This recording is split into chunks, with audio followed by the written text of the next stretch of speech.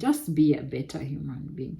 I know people tell you that you should treat people the way they treat you, but no, I do say treat people the way you want to be treated, because treating people the way they treat you is what got us here in the world where we are, where we have people who are wounded and they're just wounding other people, bleeding on other people and all and all. No, decide to be that different person who would put a stop on that. Okay, and so I just want to remind you, in that university, as you're seated in that class, that person might not look like it, but there's a business partner there, there's a potential business partner there, there's potential destiny helper there, there's a potential president seated with you there, there's a potential minister of something seated there, there's a potential governor seated there. How are you treating the people around you? What is your behavior in that class? What's up, everybody? I hope you're doing well. Welcome back to my channel. My name is Doris Bonitah. Today is part 2. I believe every person's life is a template. And sometimes if we could only sit down and listen more than how we talk and how we give our opinions, we would learn so much more. I'm here to talk about what we started on Wednesday, which I said this is a message for those people in school, in university, in high school, in primary school, but mostly those people in university, and how university life is meant to sharpen you and transform you as a person. So the life in university is not just about the grades you get. I don't know if this camera is correct. Your university life is not just meant for you to get either first class or second class, upper and lower and so vital, but to transform you as a person and to build your character and to build you as a person, and also for connections. And I shared my testimony. If this is your first time and this is your first video watching on this channel, please go and watch my other video that I shared about my testimony in my university and how I got to vie for a position and the lessons that I learned from that, and the advice that I gave, or rather the motivation that I gave for you not to give up with whatever you're doing with your life. So today I'm going to pick up from where we left, not on the testimony part because I finished that part. So I'm gonna talk about the relation part. And this has to do with something that I have now learned here in Germany. Now let's just get to it.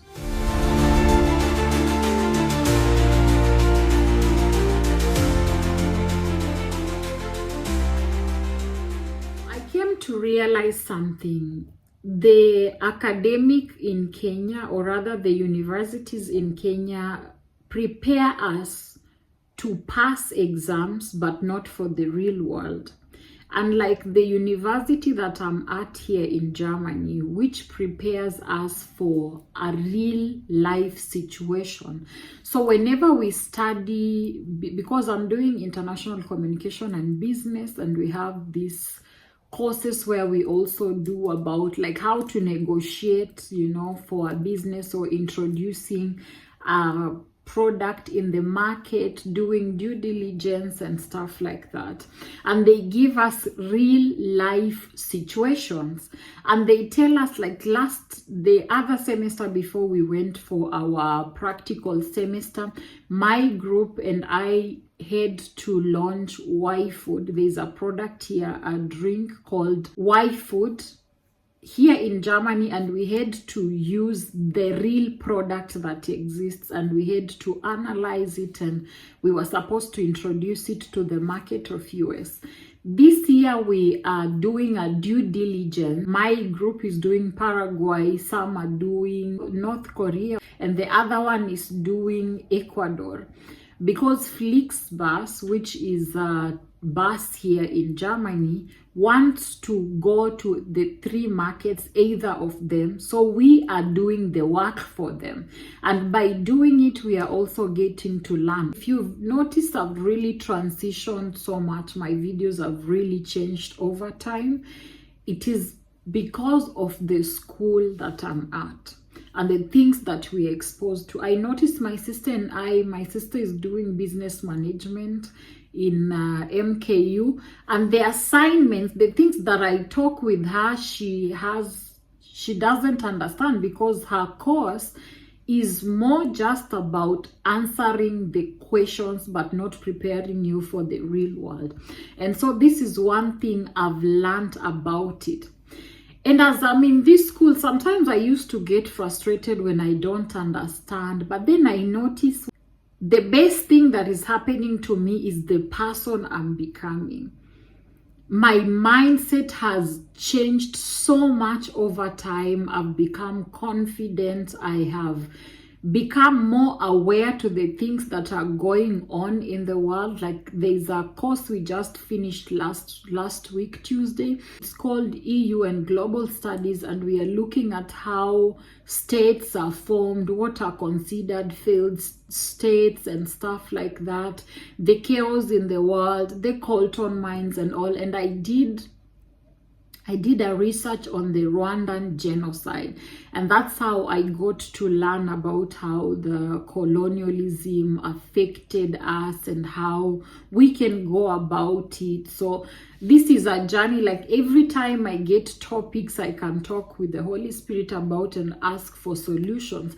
So I've noticed that it has helped me to narrow down, to really know what I want, because I didn't know what I want before. When I started, I just knew I wanted something to do with psychology, but I wasn't really quite sure what my interests were. So as I kept on attending these classes, I started noticing my interest is not on the things like, due diligence, like typical business stuff, but I'm more interested in the social part, in the, societal issues, basically, like politics, socialization, basically the whole human socialization, and psychology is part of that. Because I remember one of the units that used to really interest me, or other subjects that used to interest me, was business psychology, just understanding the mind behind how we buy things. And yeah, so it helped me to narrow down, to know what I really want or what my interests are. I like that. So it has really changed me as a person. And like I mentioned, we've been doing real life case studies. All through, I've noticed one thing in common, and that is most of these people met in school. And this, like in college, while they were studying, they met in college. And they decided, they noticed something and they decided to start a company. For instance, the people who founded Flixbus, the people who founded Y-Food, Mark Zuckerberg, I don't know how his name is pronounced, but yes, him and the people who founded Facebook, they met in college, and they actually started it as a way of just internal communication in the school in Harvard. And then all of a sudden it was adopted by other universities, and just like that, that's how we now have Facebook. But it started in college. And so looking at my life back in KU, I didn't know these things. I didn't know that I was supposed to make connection in university and get to know people, even develop your mind towards thinking about the things you want to be and starting stuff. I know there are some people who had that mindset already and they knew about these things already, but as for me, I didn't. But thank God I didn't waste it, because it also struck an interest in politics, or rather it started something in the politics that I also noticed I am interested in societal matters. And also in psychology. When I did psychology, that's where my first interest for psychology was struck. So yes, but the time that the university has really done me well and changed the person that I am is here, when I came to university here. That is a time that has changed my life. I'm so thankful for good grades as well, because I do have good grades, but I'm thankful that beyond the good grades that I get in class, I have been transformed as a person, and the way I see the world has changed. The way I see myself has changed drastically from my experience in the internship semester to my interactions in classes. And I did notice one thing, because even me, as I sit in class, I know the things that God has spoken concerning my life. I know the next step that He has for me in life. And so sometimes I look at how some people treat each other, or how they even handle me, because again, in university too, I don't talk. I only talk when it is necessary. If I'm answering a question, or if I have an opinion on something, or if I'm asking a question, I will talk. Other than that, careless talking, I don't do it. These days it is for spiritual reasons, because my Bible tells me that too much talking leads to sin. So I intentionally limit talking. And like in high school, so I even limit my interactions, but when I'm interacting with my classmates, I really interact with them very well. And I do a lot of observation more than talking. And I've noticed, I already know that when I come to that leadership position, I know who I can employ and who I cannot. And you see, this is the thing about life. This scripture where the Bible talks about, I believe it was Apostle Paul who said that if those people knew that Jesus was Jesus, they wouldn't have crucified him. But because they didn't know, they later found out after he was crucified that they were wrong about him.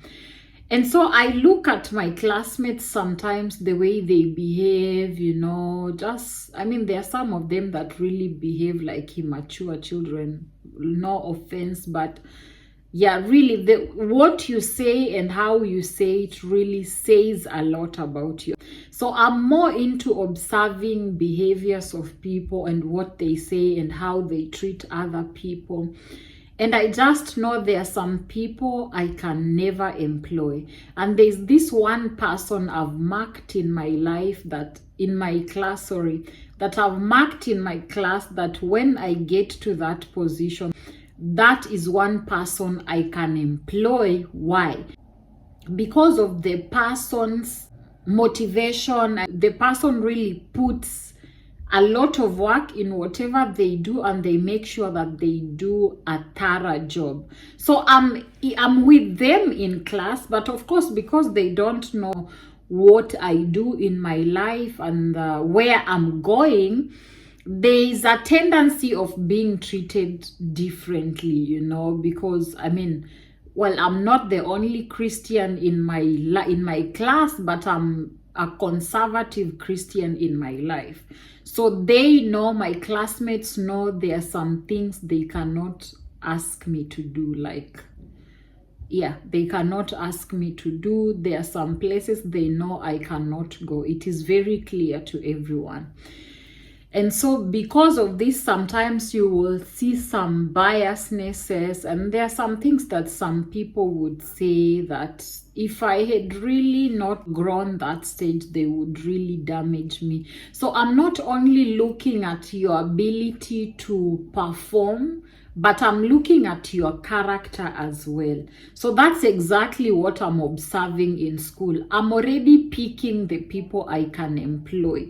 And can you imagine there is a person seated like that in that class as you're seated? How is your behavior? How do you treat other people? How do you talk about other people? There's one person in that class that doesn't look like anything. Like, in fact, because I'm the only person who is not working in an office, because I'm working in a family setup, and sometimes I get this, like sometimes from my classmates I get some comments that are very disrespectful, that you can really hear that this person looks down on you, and I just have to bring them to God. So none of them have really seen where I'm going, but I sit in that class because I know where I'm going. I know what my father has spoken to me, and I know that I'm not in that school for by accident or for anyone. I'm there because my father sent me there, and I'm there for an assignment, and that assignment is to improve me and to influence as many people as I can, and to represent Jesus in the way that I carry myself. So of course they don't know that.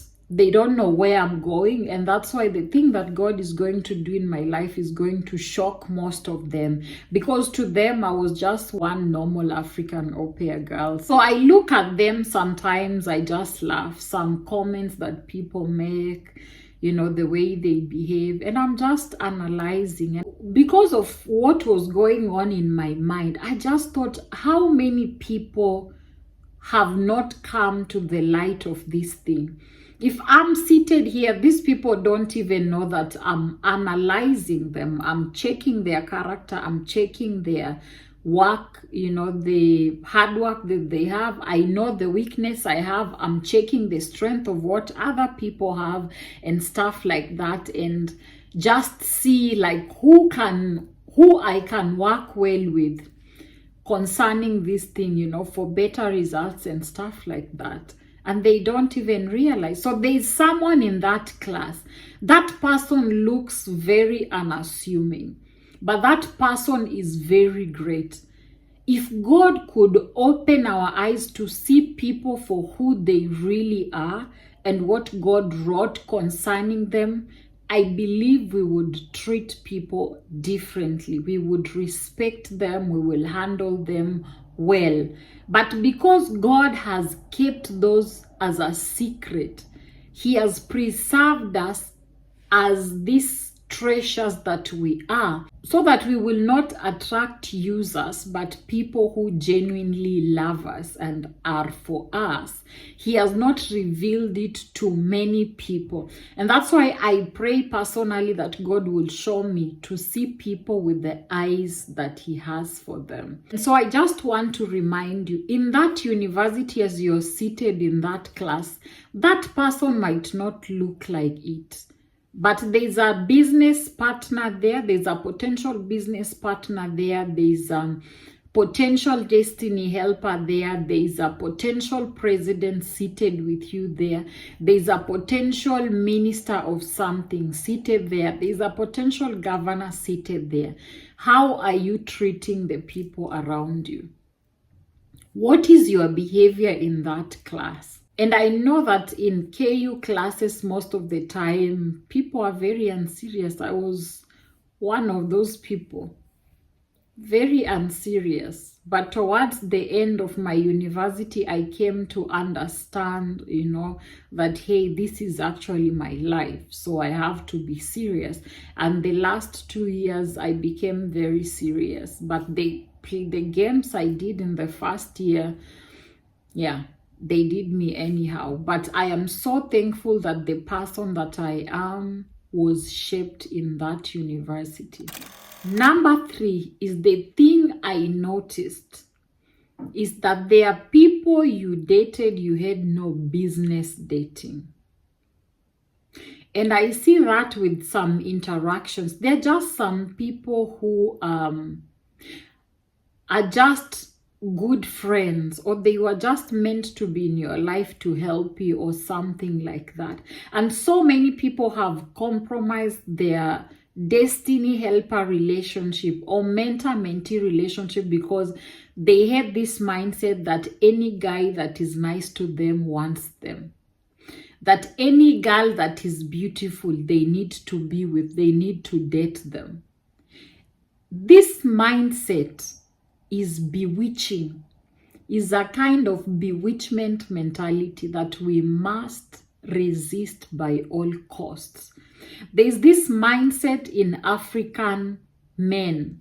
At least there are some women who believe that they can have a platonic relationship with men, but there is this poison that the enemy inserted and put it under the scalp of African men.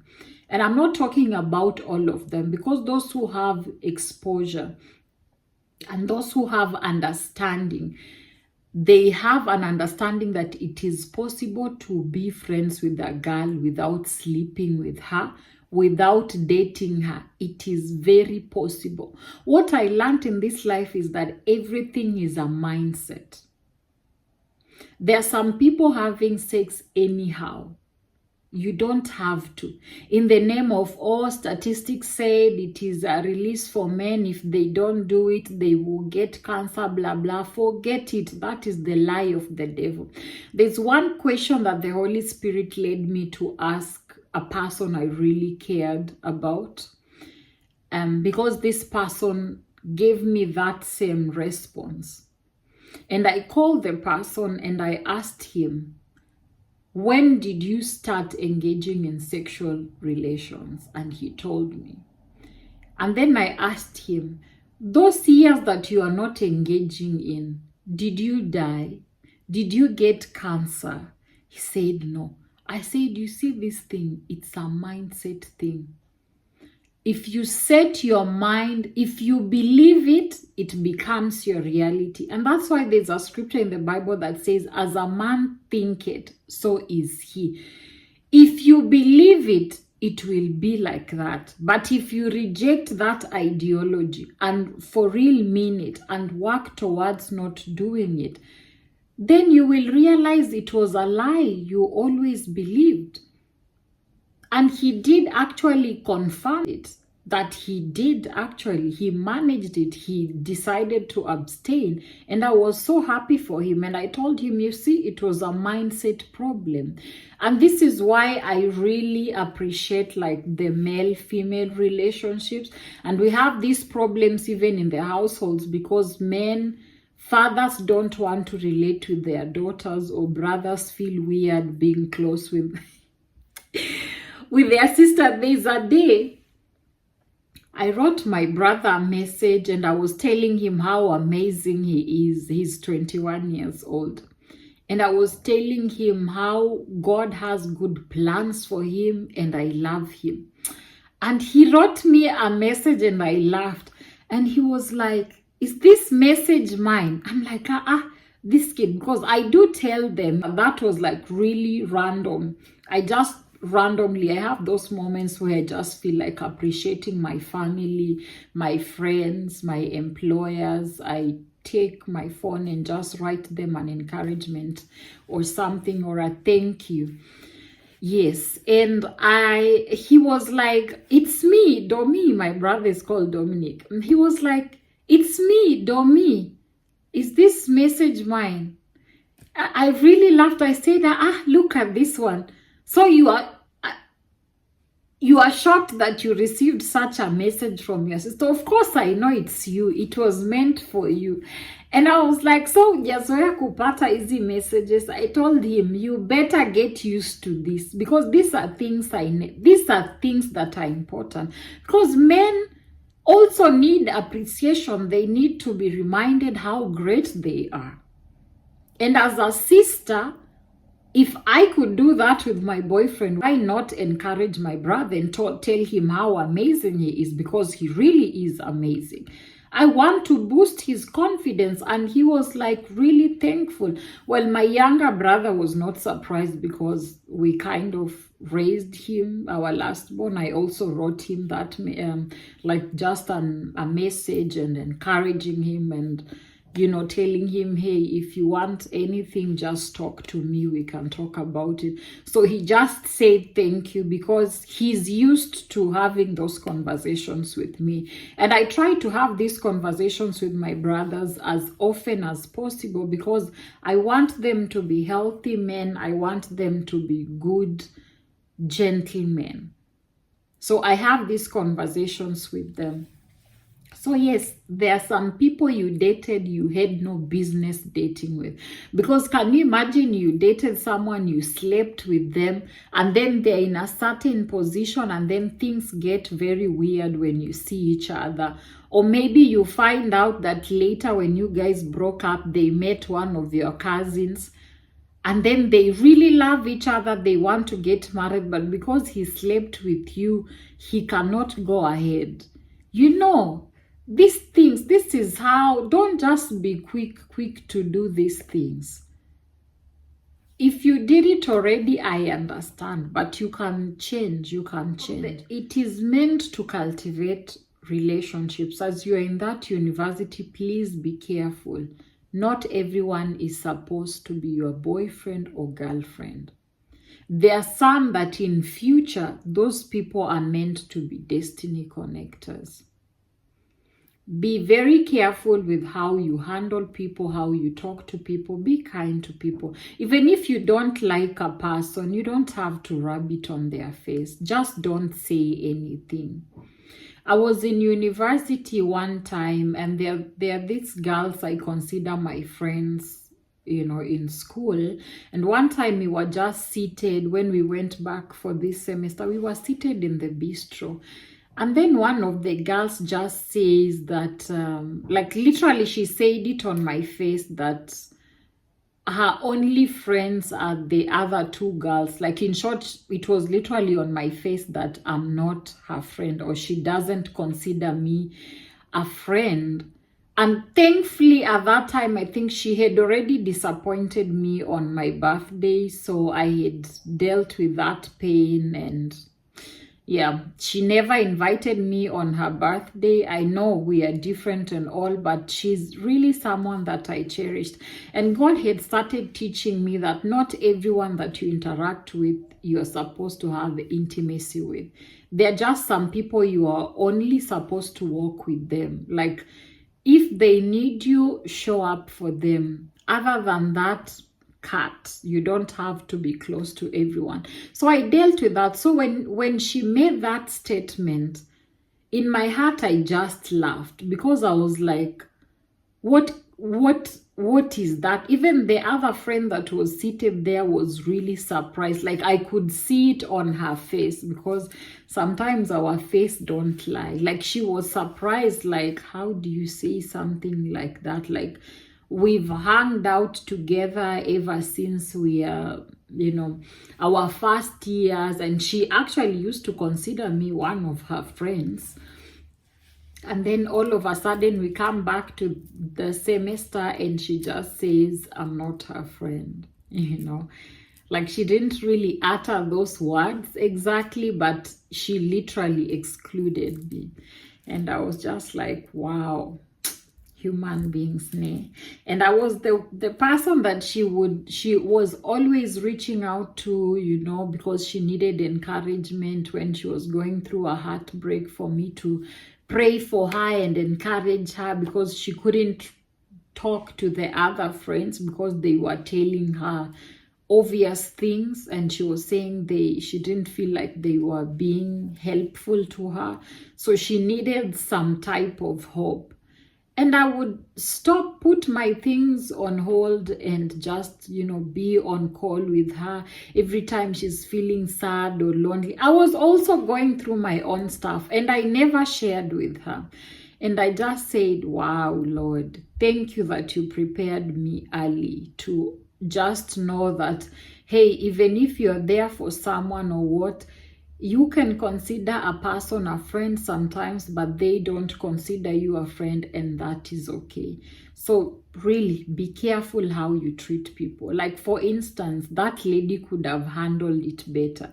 She didn't have to say it on my face that the other two girls were her friends, like, and I was not her friend.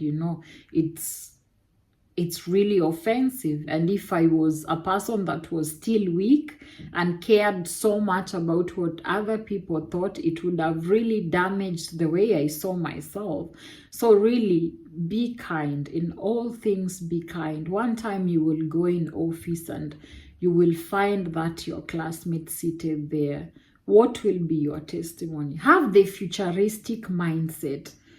Or if even one of those classmates of yours, maybe you have a brother and your brother will bring them, and then you guys will have to be sisters-in-law. How will it be? Will it be awkward, or will you, because of the kind of people you are in campus, will it stop your brother from having the love of their lives, or yours, because of things you could avoid? So think about these things in life as you go by. All right. I hope you've been blessed, or you've been challenged, been triggered to be a better human being. Just be a better human being. I know people tell you that you should treat people the way they treat you, but no, I do say treat people the way you want to be treated, because treating people the way they treat you is what got us here in the world where we are, where we have people who are wounded and they're just wounding other people, bleeding on other people and all and all. No, decide to be that different person who would put a stop on that. Okay? All right. I wish you a wonderful time and see you next Wednesday. Bye. For the next part, that will be part 3.